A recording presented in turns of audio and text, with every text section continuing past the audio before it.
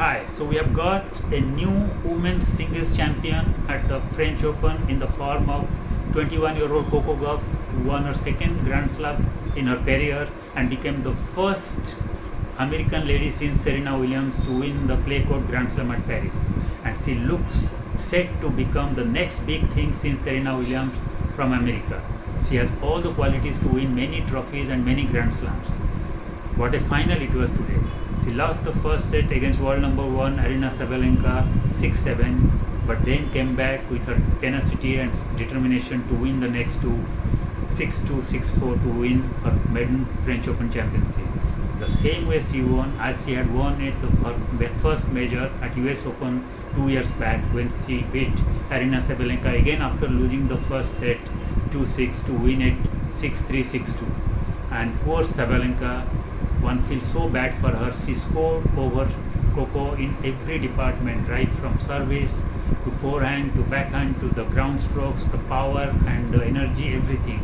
But one area which she lacks and for which she has been paying a heavy price in big tournament finals is her mental toughness and emotional control, which makes her forget the basics of her game and the big finals. That makes her choke, that makes her fumble, that makes her collapse, and that turns into an emotional wreck, and that makes her lose points and lose the big trophies and the big finals. These games, if it would have been on the previous or the earlier rounds, she would have won handsomely because she has such power, such talent and such ground strokes. But when the final comes, she has a tendency to choke and fumble and lose her game. This had happened against Coco in the 2023 US Open final. This happened today against Coco at the French Open final, and this had happened in January in the Australian Open where Madison Keys again won the decider third set 7-5, where again in the second set she won, Sabalenka won, but again her game, her tennis deserted her in the deciding set and she lost it easily in 5-7, which she should have won in any other day because Madison Keys was not the favorite, it was she was the favorite. And if you go back a little more in time, in 2022 ATP Tour event final, the most prestigious event after the Grand Slam, she had lost the final to little known Caroline Garcia, who has not gone past semi-final in any of the Grand Slams, and she has not won anything big other than that ATP final. But again Aryna Sabalenka folded that night, she fumbled and Carolina Garcia got the trophy in a platter.